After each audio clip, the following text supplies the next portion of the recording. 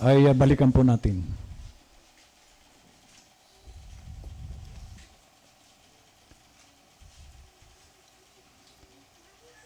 Sabi po ng Panginoon, at sinabi ng Panginoong Diyos, hindi mabuti na ang lalaki ay mag-isa. Ba? Ikaw, brother, ito si ano, hindi pala payag si Lord ng nag-iisa. Sister P. It is not good. Pero sabi ni Lord, it is not good to be alone. Paano yan? Sinusuway mo ito. Sabi niya. Kaya, dahil hindi daw maganda kay Adan ang nag-iisa, I will make him an helpmeet. So, kaya, lilikha si Lord ng helpmeet. Hindi po alipin. Hindi punching bag. Kasi may mga lalaki, pinapunching bag ang asawa. Ang babae, nilikha yan ng Diyos para katuwang. Kasama sa buhay. Kasi, it is not good to be alone. Brother Dindo, nanonood ka ba? It is not good to be alone. Kaya, si Adan, dahil nag-iisa nung likhain siya, ay lumikha si Lord ng kasama. Kasi mahirap nga naman nag-iisa. Kaya sabi niya, verse 20, at pinanganlan ng lalaki ang lahat ng mga hayop. So si Adan po ang nagpangalan sa lahat ng hayop. Ilang libo ang hayop? Pati uod. Si Adan po ang may sabi niya na ito ang pangalan mo. And Adam, at pinanganlan ng lalaki ang lahat ng mga hayop at ang mga ibon sa impapawid. Lahat ng ibon, mga agila na yan. Si Adan ang nagpangalan yan. At ang bawat ganid sa parang natapat sa lalaki ay walang nasumpungang maging katulong niya. So nakita ng Diyos, si Adan nag-iisa. Yung mga hayop, mga ibon, may kasama. May mga anak. Si Adan, walang kasama. Okay. Kaya sabi rito, 21, at hinulugan ng Panginoong Diyos nang di kawasang himbing ang lalaki. At siya'y natulog at kinuha ang isa sa kanyang mga tadyang at pinagpaghilom ang laman sa dakong niyon. So, ginawa ng Diyos. Pinatulog siya. So, ibig sabihin, sa panahon ni Lord, may anesthesia na. Di ba ang anesthesia, pampatulog yan? Pinatulog siya daw, sabi rito. Inopera siya. So, ang unang-unang nag-opera, si Lord. Binuksan niya yung kaliwang tadyang ni Adan. So, sabi rito, at hinulugan ng Panginoong Diyos ng di kawasang himbing ang lagad siya natulog at kinuha ang isa sa kanyang mga tadyang. Kinuha yung tadyang ni Adan dito sa kaliwa. At pinapaghilom ang laman sa dakong yaon. Okay. Noong kunin na ang tadyang ni Adan at ang tadyang na kinuha ng Panginoong Diyos sa lalaki ay ginawang isang babae. So, kaya si misis ko, galing siya sa tadyang ko. Kaya tingnan niyo po magtanong kayo sa doktor. Ang tadyang ng lalaki kulang ng isa sa kaliwa. Kasi dito hinugot si Eva.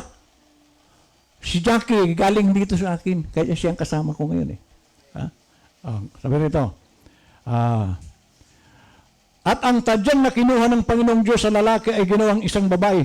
At ito'y dinala niya sa lalaki. So yung babaeng ginawa ni Lord, na para makasama niya, dinala kay Adan. So si Lord mismo ang nagdadala ng mga mapapangasawa. Hindi ikaw. Huwag ikaw. Kailangan si Lord ang magdala sa iyo ng magiging asawa mo. At mangyayari yan kung nagpipre ka. Manalangin ka. Hindi yung basta ka nalang kukuha. Tingnan nyo si Adan mismo, ang kauna-unahang tao, Dinalan siya ng asawa. So, hindi po masama ang mag-asawa. Huwag lang dalawa. Ay, yung iba, may 3, may 4, may 5. Isa lang. Ha? Oh, sabi rito. At sinabi ng lalaki, ito nga'y buto ng aking mga buto. So, kaya ang mag-asawa, laman mo rin yan. Iisa kayo, kayong mag-asawa.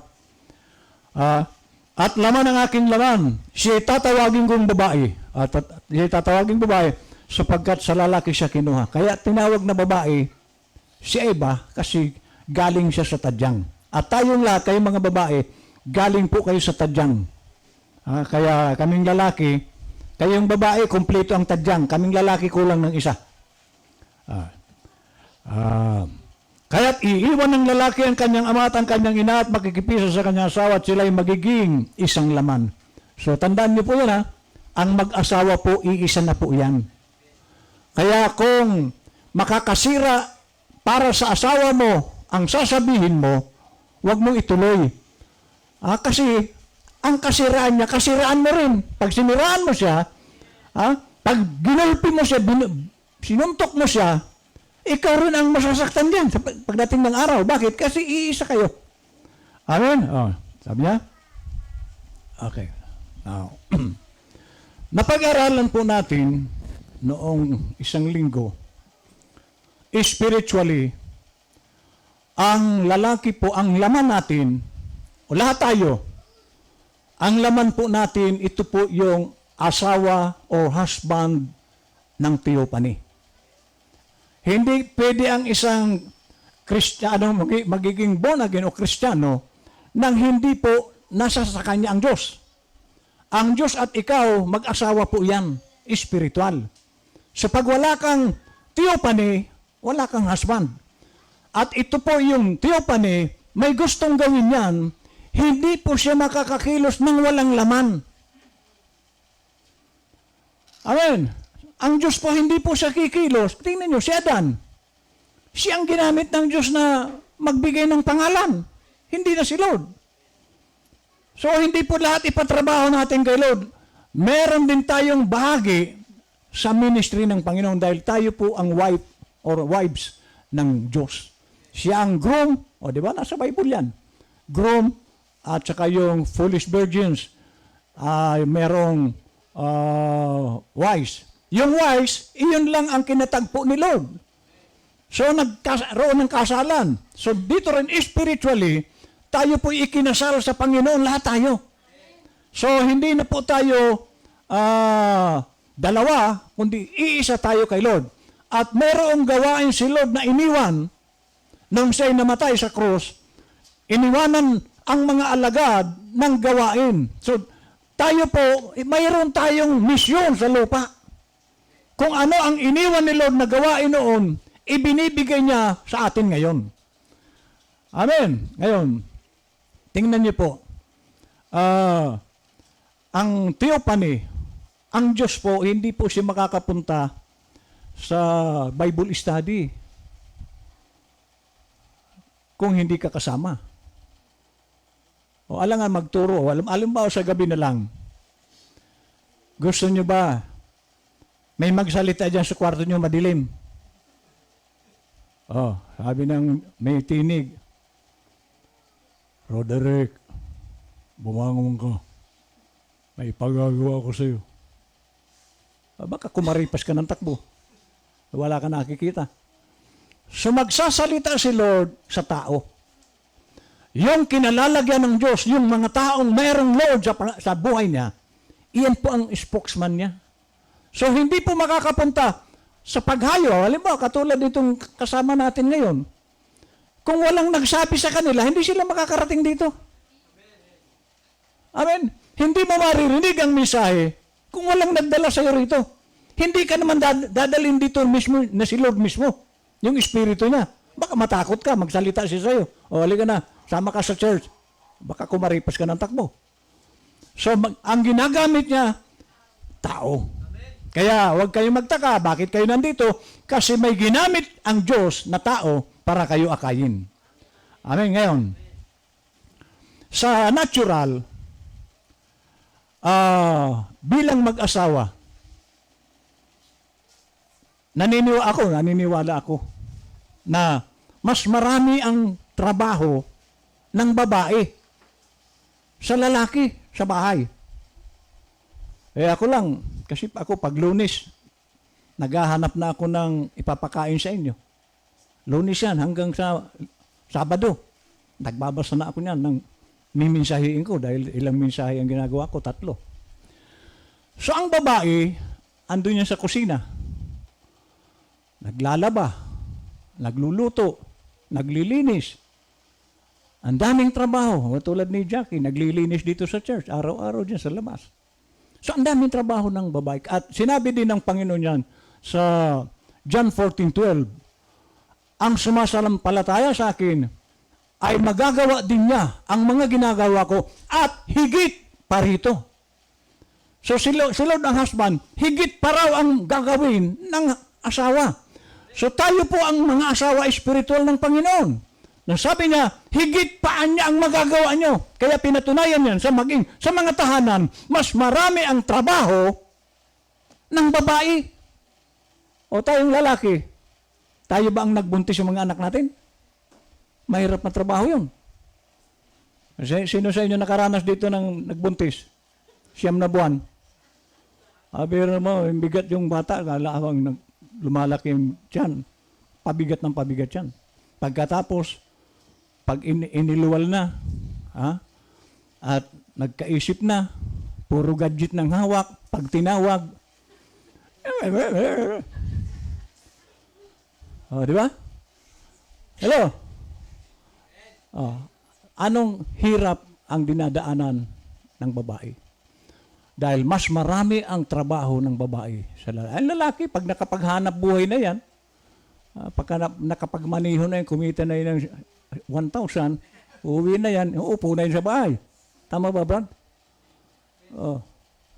Ang babae, maghapon yan, trabaho. At tayo po ang babae sa church. Ngayon, kung ang babae sa tahanan ay meron siyang ginagampanan, sa church po, ang husband dito, pastor. Ang membro, sila yung asawa ng pastor. Tanong, katuwang ka ba ng pastor? Kasi nilikha ng Diyos si Eva, katuwang ni Adan. So nilikha ang lalaki sa tahanan, katuwang ng babae. Sa church, nilikha din kayo para katuwang din kayo ng husband. Sino yung husband dito? Pastor. Katuwang ko ba kayo? Very good. Hello. May birthday ngayon. Naghanda yung asawa. Ayan ang asawa.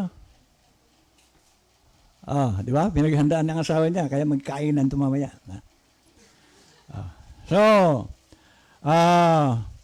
Ngayon, bilang mga membro ng church, kaya nandyan, may katuwang tayo, music, ministry, may deacon, katuwang po ng pastor yan. Yung mga anak, yung mga membro, lahat po dapat yan tumutulong dahil isa po tayong pamilya. Kaya dapat dito nagmamahalan tayo, hindi naglalaban-laban kasi may mga simbahan, magkakaaway sila. Ayaw po ni Lord na ang isang tahanan magulo.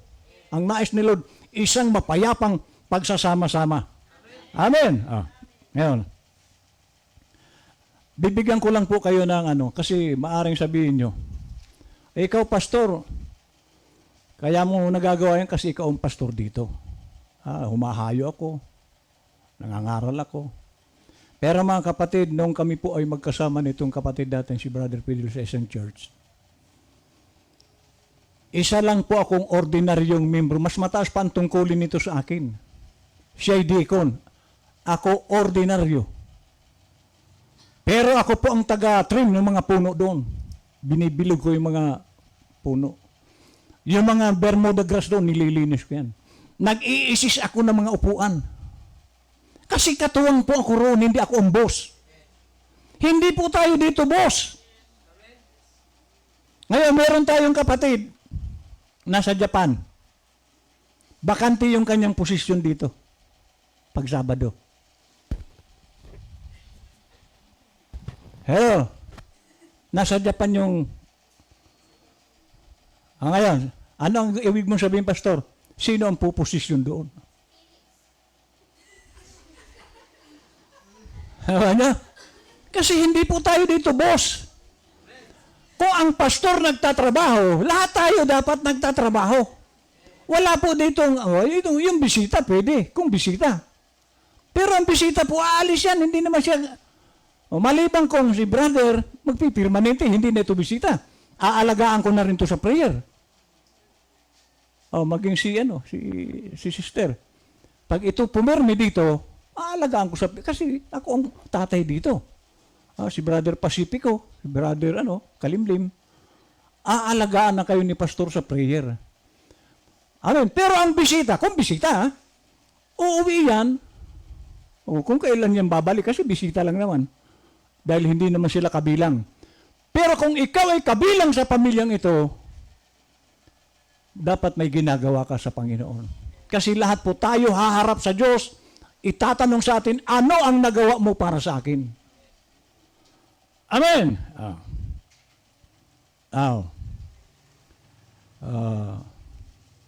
Sa 1 Corinthians, Bible tayo. 1 Corinthians,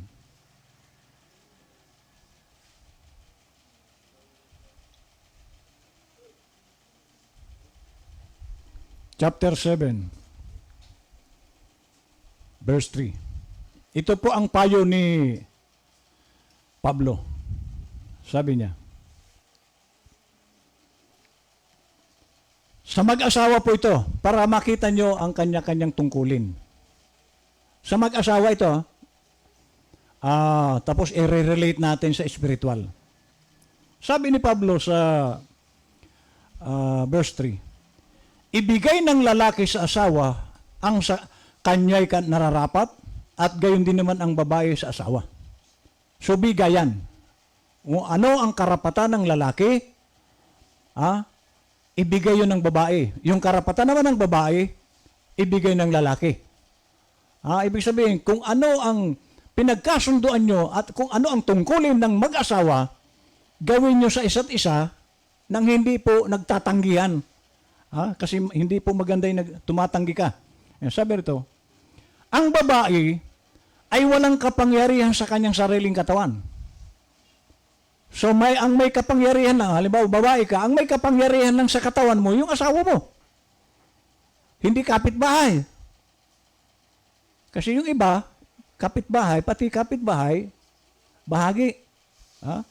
Sabi niya, at gayon din naman ang lalaki ay walang kapangyarihan sa kanyang sariling katawan, kundi ang asawa. So, halimbawa ko, wala nang ibang babae ang may karapatan sa akin. Asawa ko lang. Hello, baka mamaya dumadampot pa tayo. Wala po tayong karapatang kumuha kasi ang may karapatan lang sa mga asawa natin, sila. Ganon din sila, wala rin silang karapatang kumuha ng iba kasi ang may karapatan lang sa kanila, tayong lalaki. Ayan po ang kailangan makita natin. At dito sa church,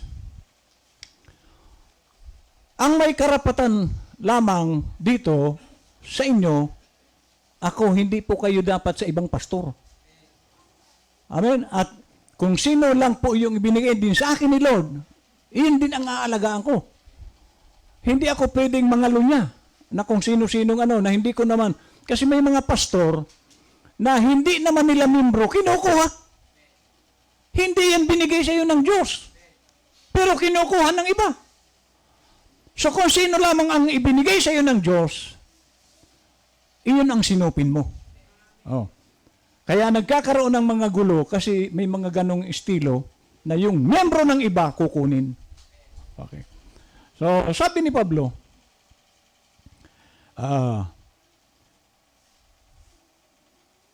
huwag magpigil ang isa't isa maliban kung pagkasunduan sa ilang panahon upang kayo mamalagi sa pananalangin at muling kayo magsama, baka kayo tuksin ni Satanas dahil sa inyong kawalan ng pagpipigil.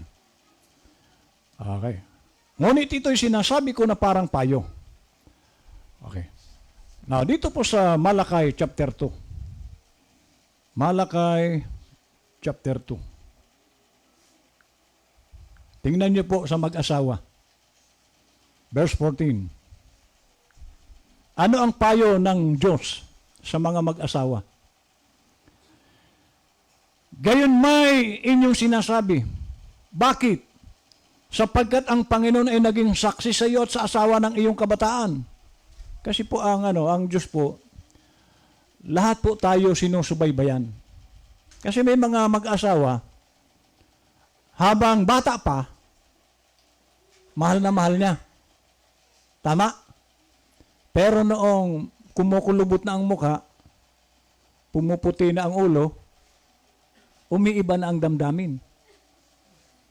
Hello, mga kapatid, huwag natin gawin yan. Si misis ko, mahal na mahal ko yan. Amen. Hello. At ganun ang gawin ninyo sa asawa nyo.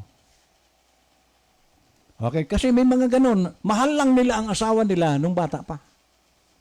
Pero si Lord, nakikita niya yan. Okay? Now, sabi po dito, na ginawan mo ng paglililo, ayun.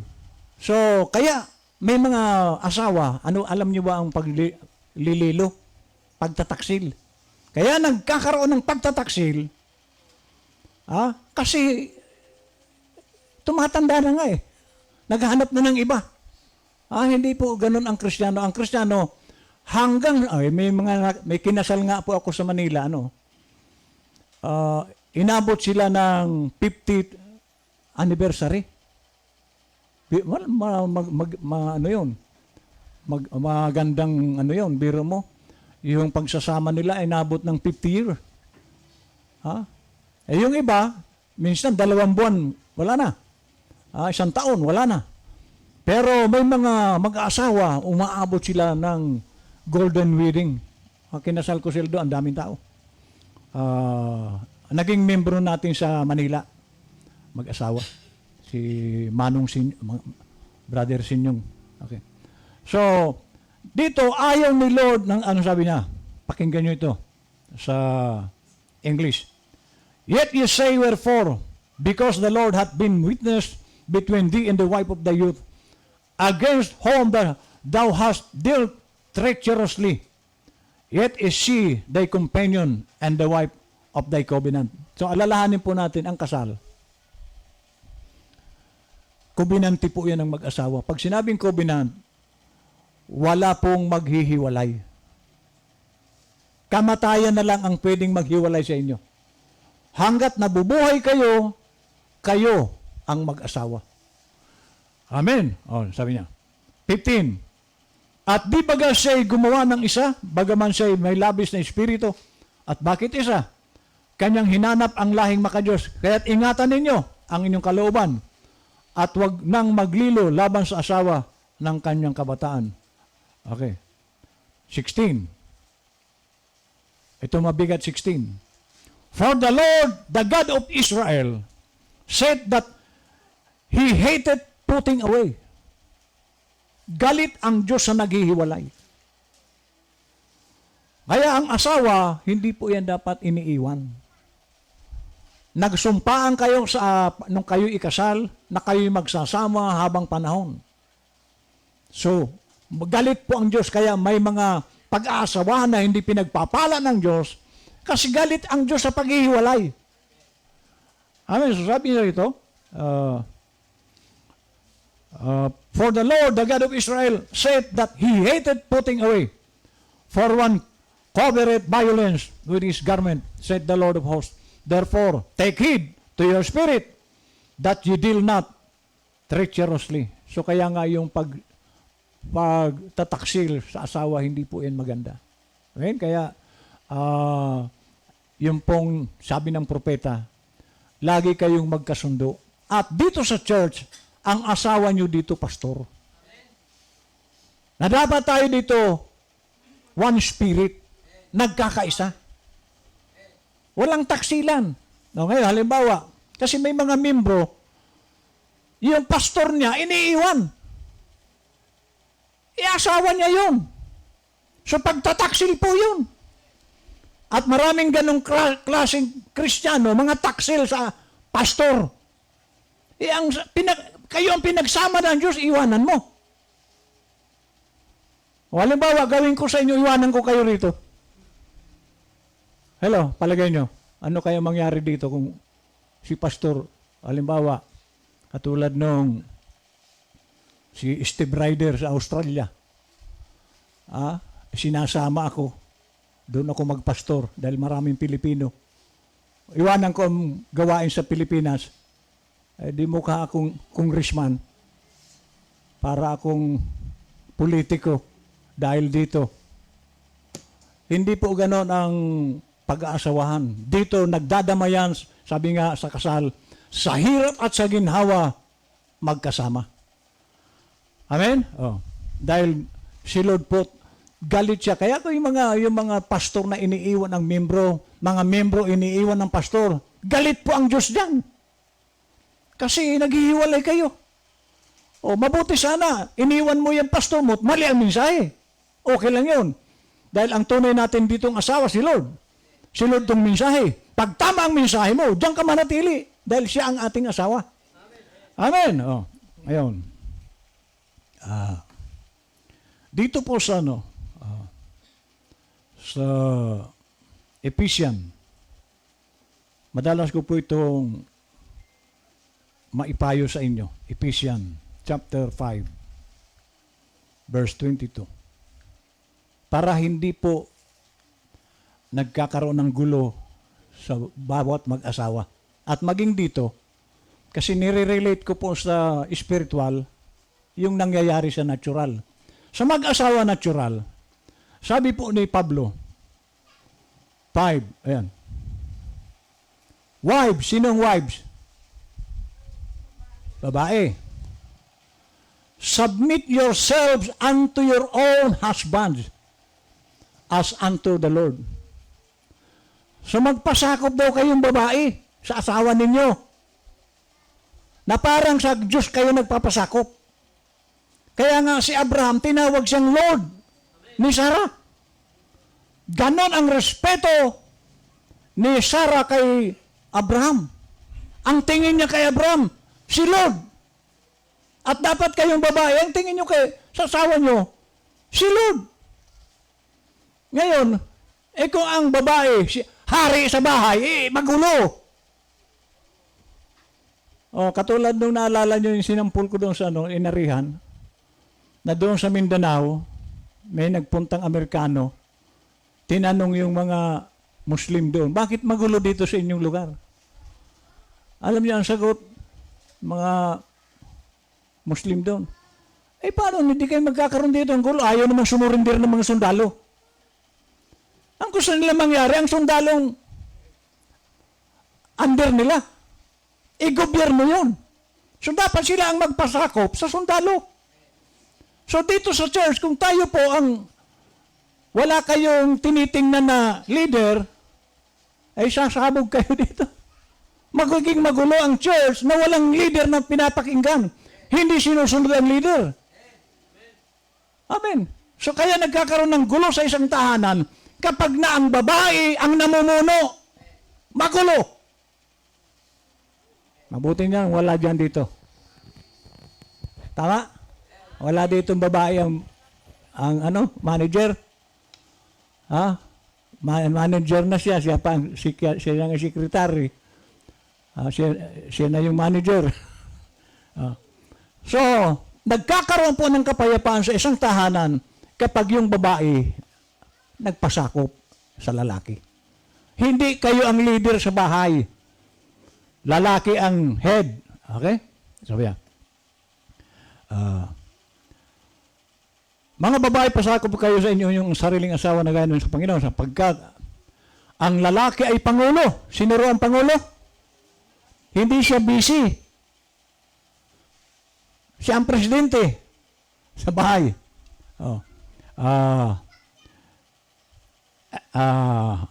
Sapagkat ang lalaki ay Pangulo ng kanyang asawa, gaya naman ni Kristo na Pangulo ng Iglesia, na siya rin ang tagapagligtas ng katawan. So kaya nga tingnan nyo, bilang Pangulo, Ako po sinikap ko ang pamilya ko dalhin sa kaligtasan.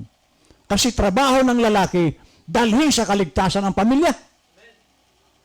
Ay, kaya hindi ko pwedeng hindi sila dalhin. Ay, magkakasama kami sa bahay. Alam nga na kasama ko sa bahay hindi maligtas. So, dinala ko sa Panginoon pamilya ko. Sabi niya, datapot kung paanong ang iglesia ay nasasakop ni Kristo ay gayon din naman ang mga babae ay pasakop sa kanya-kanyang asawa sa lahat ng mga bagay. Amen. Ayun. So, ang trabaho ng babae, pasakop kayo sa asawa. Ganon din sa church, ang asawa, pasakop kayo sa husband ninyo dito. Bakit sabi ni Pablo sa Hebrews 13:17, hindi makakabuti sa isang Kristiyano ang hindi nagpapasakop. Mapapasama kayo pag hindi po kayo sumusunod sa pastor ninyo. At ang pinapayo sa inyo ng pastor, pawang Bible, Biblia. Hinahango natin sa Biblia ang ating sinasabi, hindi galing sa akin. Biblia. At katulad ngayon, Biblia po ito. Ha? Sabi niya, ngayon, kung ang babae magpasakop sa lalaki, ano naman ang trabaho ng lalaki? Bugbugin ang babae. Sabi po ng 25, ayan. Husbands. Sino ang husband dito? Tayo sa kamay. Husband. Yung iba, binata. Ang payo ng Biblia, husbands, plural, love your wives. Ibigin mo, mahalin mo ang asawa mo. Ayan. Kaya nagkakagulo minsan sa bahay, walang pag-ibig yung lalaki. Dapat minamahal yan. Kaya nga dito, nising ko po, hindi ako kumukuha ng tithes dito kasi ang nagmamanage dito sa pagdating sa bayarin, asawa ko. Trabaho niya yun.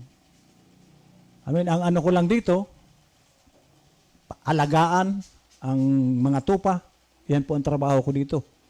Kaya nga, naalala ko po noong birthday ni Mrs. noon, meron akong gawain sa SWAL. May Bible study ako doon sa mga security guard. Birthday ni Mrs. Nagalit sa akin.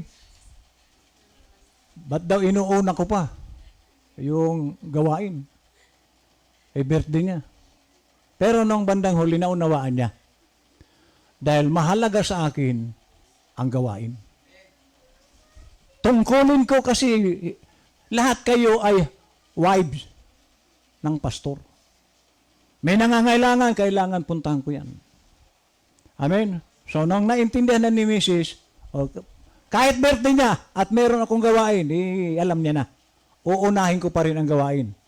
Amen? So, sabi rito, mga lalaki, ibigin ninyo ang inyong asawa, gaya naman ni Kristo na umibig sa iglesia at ibinigay ang kanyang sarili dahil sa kanya. So, ang pag-ibig ng asawa, buhay mo, ibibigay mo. Nandyan yung, kung kailangan, kamatayan, susuungin mo para sa asawa mo. Tulad ni Kristo, namatay para sa atin. At iyon daw, dapat sa isang lalaki, ang ganong klaseng pagpapahalaga. Patungkol na sa akin, nakikita ko yung, may mga bagay nga ang binibili sa akin ng asawa ko na hindi ko namamalaya na nandyan na. Okay. So, ganun din tayong mga lalaki. Amen. Pag binigay ni Jackie yung tithes and offering, bibilang ko ng ano yan. Amen. Ngayon, magbabasa po tayo ng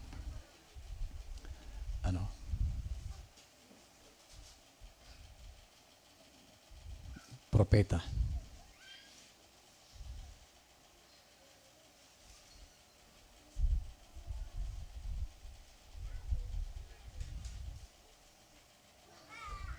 (2014)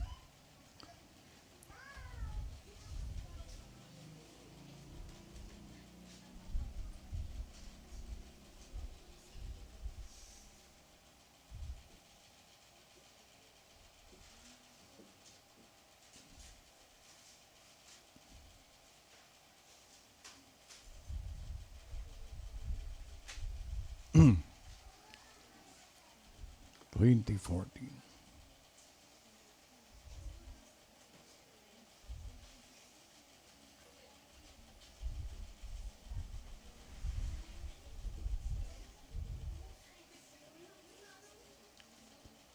Okay. Now, sabi po ng propeta, sa propeta po tayo.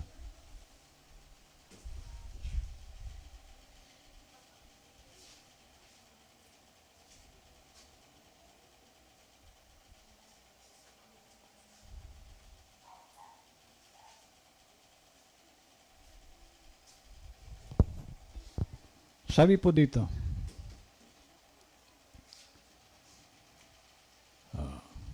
meron pong temporal at eternal covenant.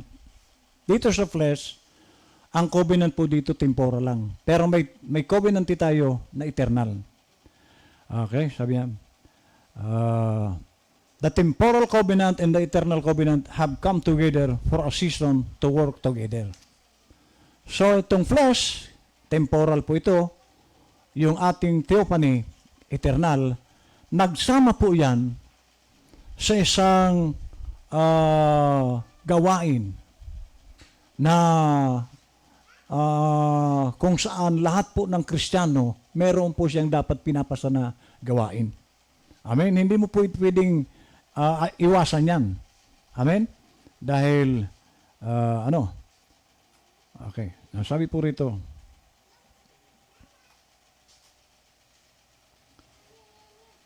second dimension and the sixth dimension. Ano yung sixth dimension? Word body, word man, theophany. At sa isang salita, iyan mismo ang Diyos. Nagsama at ang second dimension, ay yung second dimension matter. Itong flesh natin, nagsama po ito. Bilang mag-asawa, magkatuwang sa lahat ng nais ng Diyos na gawin natin. At kung ikaw ay pinananahanan ng Diyos, hindi mo pwedeng iwasan ang pinagagawa niya. Dahil bahagi ka. Amen? Oh. So, nagsama ito na flesh at ang theophany sa isang purpose. Gawin ang ipinagagawa ng ating Panginoon. Amen? Okay. Okay, doon po tayo sa ano? Sa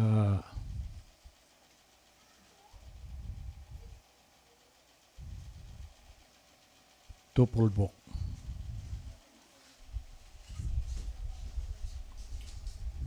Okay.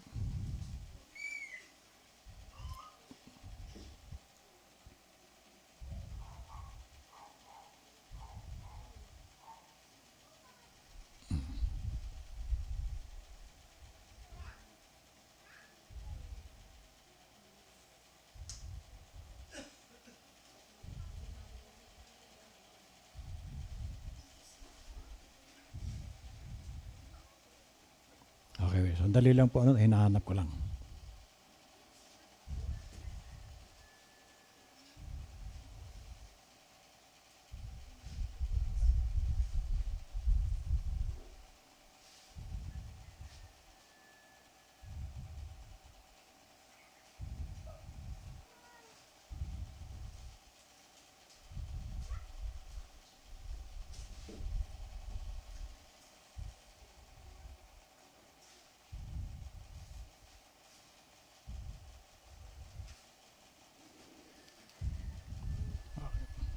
Now, kung naalala niyo po yung mensaheng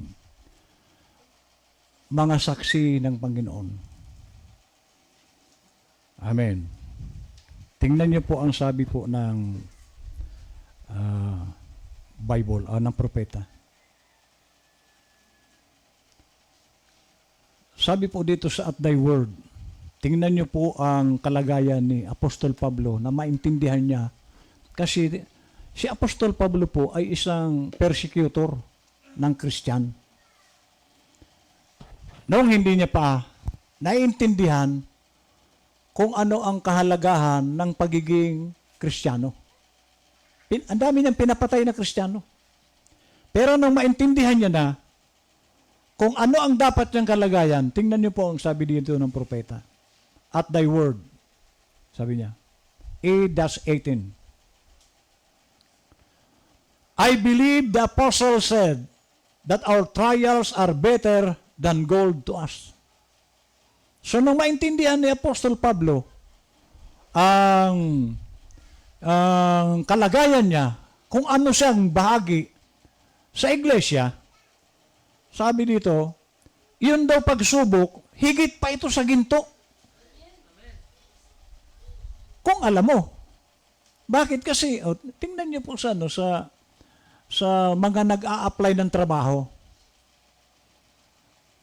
Kapag ikaw ay nag-apply at hindi ka ipinatawag para ma-interview, para bigyan ng exam, ibig sabihin hindi ka gusto.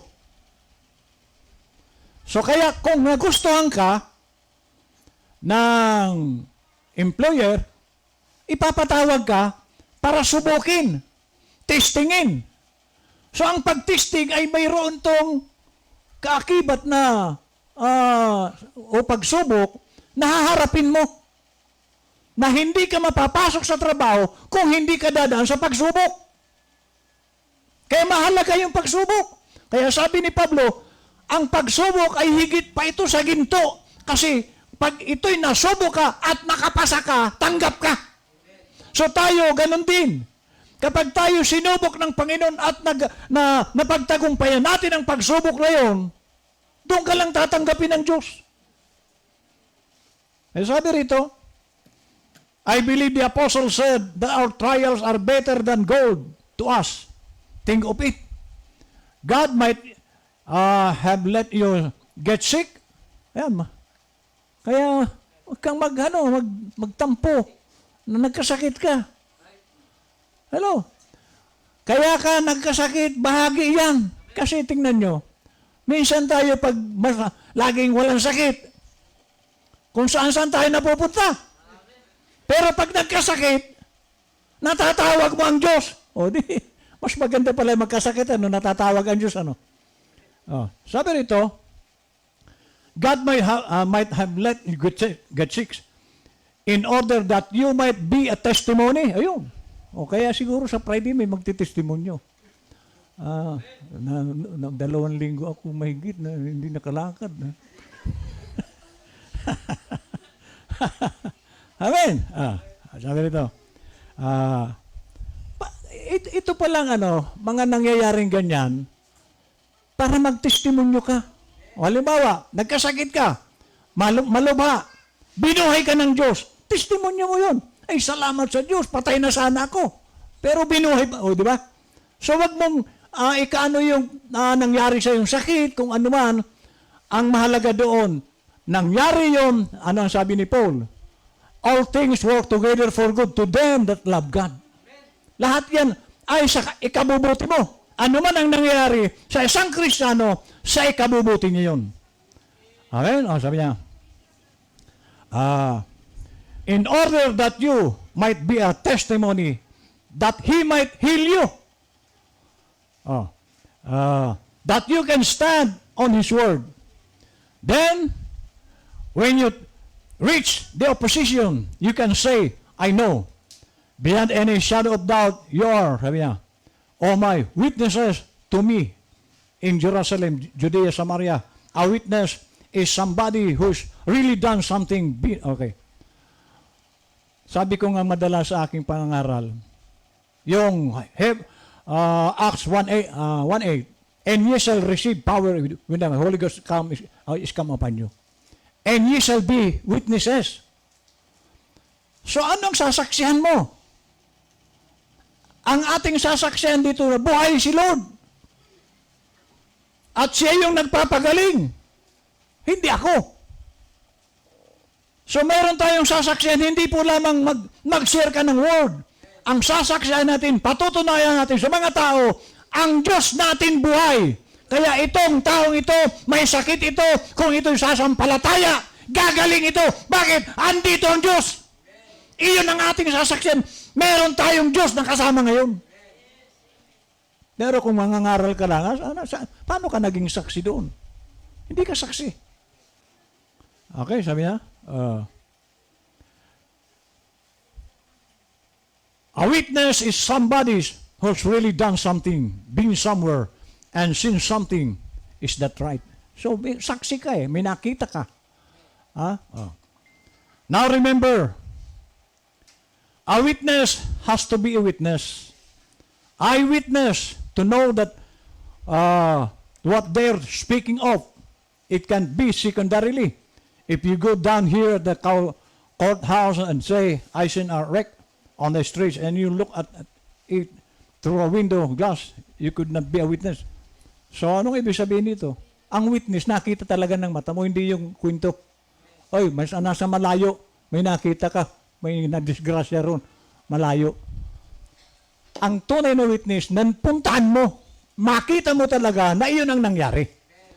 At dito sa atin, katulad ko, bakit ako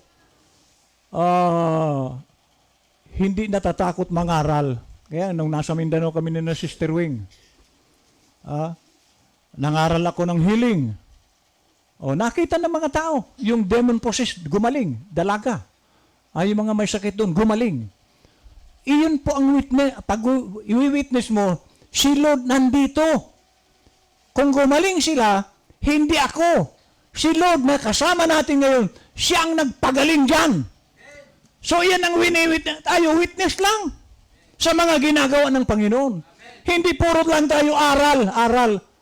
Maganda yun, pero bilang witness, anong katibayan mo na buhay ang Diyos? Mapapakita mo lang buhay ang Diyos kapag mayroong gumagaling dyan. Amen. Kaya sabi niya sa ito bilang mga pag naintindihan na natin na tayo pala ay bahagi ng church, na tayo pala ay wives of Jesus Christ. Sabi niya, okay.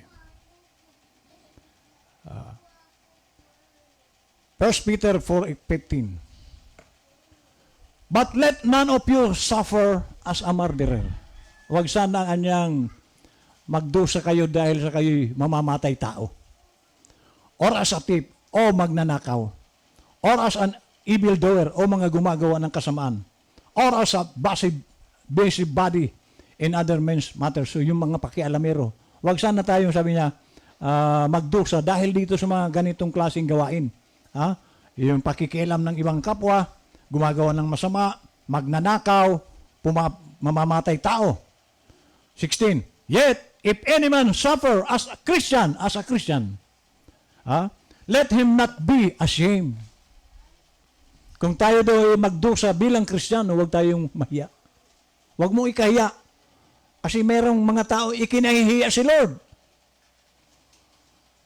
Sa anong paraan, Pastor? Ilan nga lang.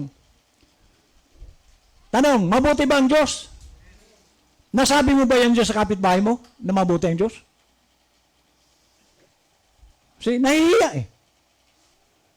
Ngayon, halimbawa, kunwari kinahihiya mo ang asawa mo. Matuwa kaya ang asawa mo yan. Kinahihiya mo. Di ba? Si King Aswero, pinagmamalaki niya si Esther, yung asawa niya. So dapat ang ating mga asawa, huwag nating ikahiya. Magulang, huwag mong ikahiya yan. Kung wala yan, wala ka. Okay, so huwag daw tayong mag-suffer bilang mamamatay tao o magnanakaw o mga gumagawa ng kasamaan o mga pakialamero sa ibang gawain. Yet if any man suffer as a Christian, let him not be ashamed, but let him glorify God on his behalf. So kundi luwalhatiin mo ang Diyos. Amen. Kaysa sa magmurmur ka, magreklamo ka. Okay? Kasi asawa natin si Lord. For the time is come. Ito na. Ano po ito? For the time is come that judgment must begin at the house of God. So ang judgment, dito po yan magmumula sa iglesia.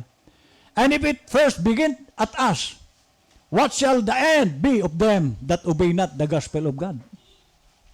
Kung ang judgment magpapasimula sa atin, ano kaya ang mangyayari sa unbeliever? Tayo nga, di mo nakikita? Pag mayroon tayong pagkakamali, pinapalo tayo. Ako, napalo din ako. Kasi anak ako ng Diyos papaluin talaga ako kung may magawa akong mali. So lahat tayo napapalo. Ngayon kung ang believer napapalo, ano ang gagawin ng Diyos dito sa hindi naniniwala sa Diyos? Kung tayo mismo nakakatikim, ano kaya dito sa mundo ng mga hindi naniniwala sa Diyos, mga taong walang panahon sa Diyos, ano ang gagawin ng Diyos kanila? Hindi naman sila bahagi ng Diyos, hindi naman sila walang relasyon ng Diyos. Kasi ang dapat sa tao maging asawa ka ng Panginoon espiritual. Hindi sila asawa, paano sila? Amen? At sa mag-asawa mga kapatid, meron pong harmony yan. Amen? Nagsasama, mapayapa, masaya. Okay? Ang mag-asawa. Ganon din dito sa church. Kaya nakikita nyo, pagdating sa pulpito, si pastor, pastor. Pero pagbaba ko sa pulpito, magkakasama na tayo. Pare-pare, pantay-pantay na tayo. Bakit? Kailangan may harmony ang ating, kasi may mga church, kanya-kanya. Ito, may gang din dito, may gang din dito. Kanya-kanyang gang.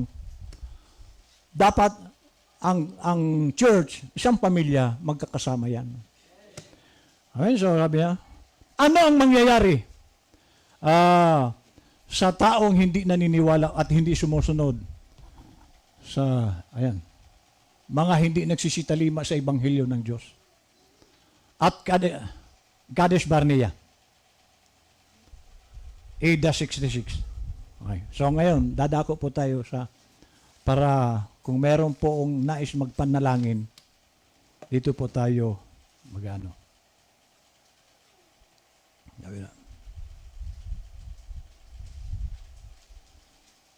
If you are sick tonight, you've got to make a decision. Kung ikaw ay may sakit ngayong gabi, kailangan mong gumawa ng desisyon.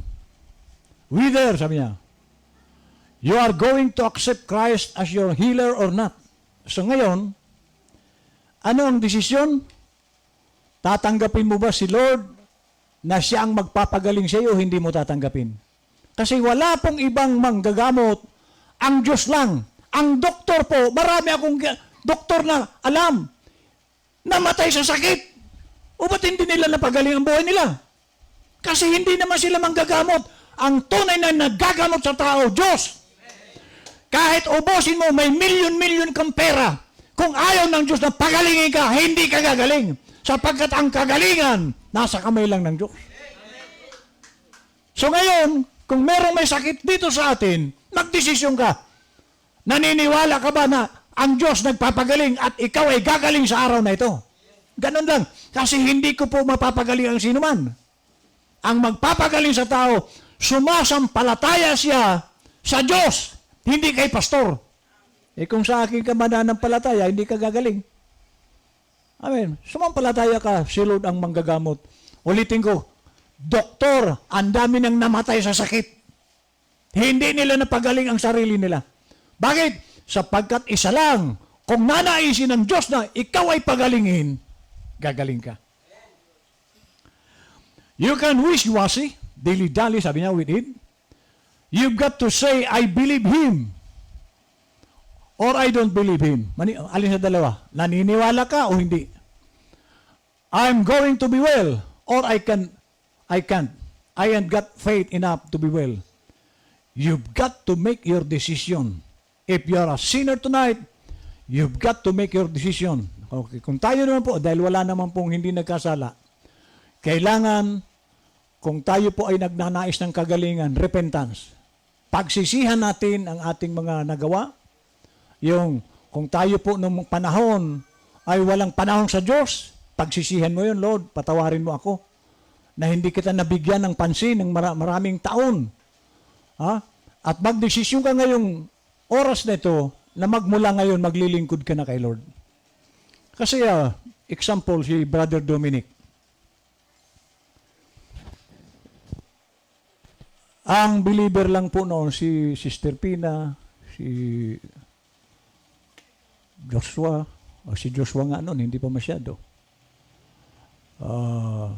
Si Fatima, si Joanna. Magkano, sister, ang hinihingi ng doktor? 3? 100,000.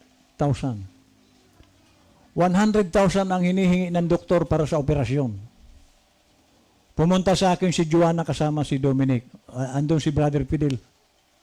Nakita niya.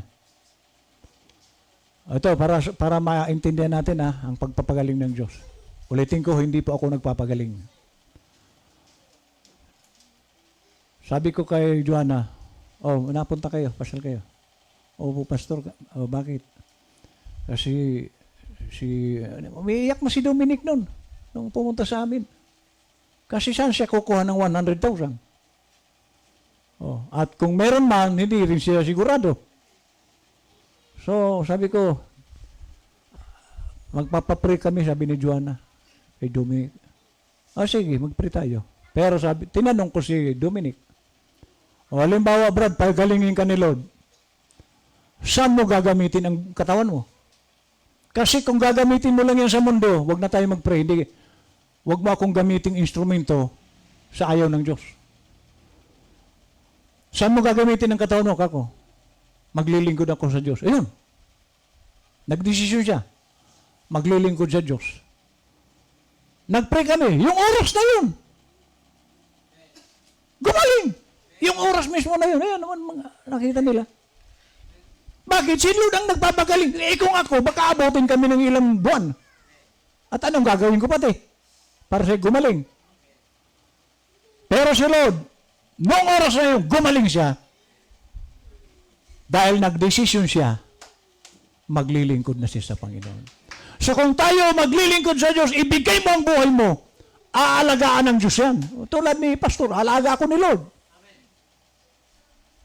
76. Malapit na naman. Malapit na naman kainan. Hello. So kung nais mong ikaw ay protektahan ng Diyos, ibigay mo ang buhay mo sa Diyos. Ano sabi niya? What was those little springs or churches representing that when out where the judgment begin at the house of God? Jesus said so. The Bible said so. As judgment begins at the house of God. We're in the house of God tonight. Nandito raw tayo sa tahanan ng Diyos. And you've got to make your decision. You've got to make your decision whether you will come to Christ or whether you turn Him down tonight. Every sinner in here has got to make that decision right now. Ayan. Okay.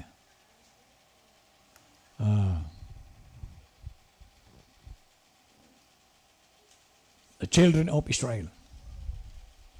Ito po ang sabi ng propeta. Going to hospital after a bit, a child here that's going to die. Meron dong bata na mamamatay na. They say there's 14 doctors give her up with cancer. So, 14 na doktor na give up na sila. Wala nang pag-asa yung bata.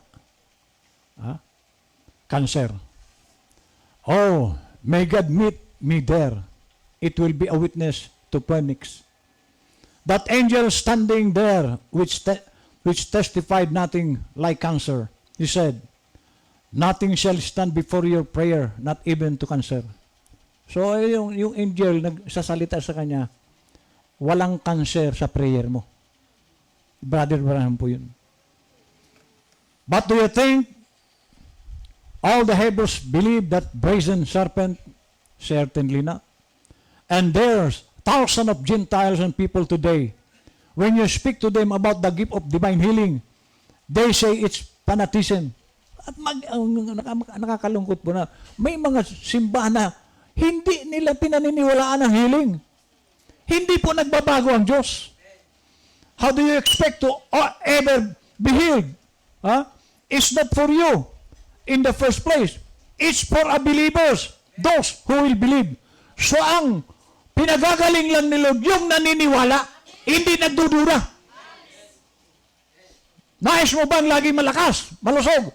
Huwag kang magduda, ang Diyos kasama mo at siya ang nagbibigay ng kalakasan sa atin. At nagpapagaling. Amen? So para lang ito sa mananampalataya, para lang ito doon sa naniniwala kay Lord. At tayo bilang asawa ni Lord, maaari ka bang pabayaan? Hindi lamang asawa, anak. Paano ka pababayaan ng Diyos? Kaya ako, wala po akong pangamba. Ito para sa mga hindi alam. Ito pong church building natin, 2015 pa ito. Ilang taon na? 10 years. Mga tinali lang po ng alambre ang bubong. Sa palagay nyo, tatagal ang alambre ang 5 years? Alambre lang. Mabuti sana kung malaking alambre. Pero bakit po? Kay Lord kasi ito. Andito ang pag-iingat ni Lord. Bumaha sa lahat ng bayan. Sa church wala. Kay Lord kasi ito. Hindi po pumapasok dito ang baha. Dumadaan lang dyan sa karsada. Nagbaha sa Kalasyaw. Nagbaha sa Dagupan. Dito hindi. Bakit? Kay Lord ito. Iyan po ang Diyos. Pagkatapos sa mga kaunting problema, takot ka na. Amen. Gaano mang kalaking problema yan, pareho lang kay Lord yan. Maliit at malaki, pareho lang kay Lord yan. Kaya nga, sabi nga ng propeta, maliit at malaki, pareho. Kung hihingi ka kay Lord maliit, pareho yan sa malaki. Dahil parehong sasagutin yan. O di lakihan mo na. Kaya nga sabi ko nga sa inyo, yung M, gagawin ko ng B. Amen. Baka gawin ko pang T. Kasi ang Diyos, pareho lang naman sa Diyos yung maliit. Kaya ang sabi niya, yung mga may sakit na kanser, pareho lang yan sa sakit ng ngipin. Na may naano ka sa ngipin mo, sumakit. Pareho lang ang, bakit? Kasi si Lord ang nagpapagaling. Kanser at sakit ng ngipin, pareho lang kay Lord yan. Walang malaking sakit. So kung tayo po ay nagtitiwala sa Diyos, wala pong, sabi nga, nothing impossible sa Diyos. Walang imposible. Lahat mangyayari sa taong sumasampalataya. So yan po ang at tulad ng sinabi ko mga kapatid, ang ating husband, si Lord, huwag nating ikahiya. Kaya salamat doon sa mga nag-akay. Hindi sila nahiya na sabihin sa kapitbahay. Yan po ang trabaho natin dito. Huwag mong ikahiya si Lord. Asawa natin siya. Nag-akay kay Kalimlim. Sino nagdala sa'yo, Brad? Brother Badong. Pulis dito yan eh. Ikaw din kay kay Mayra?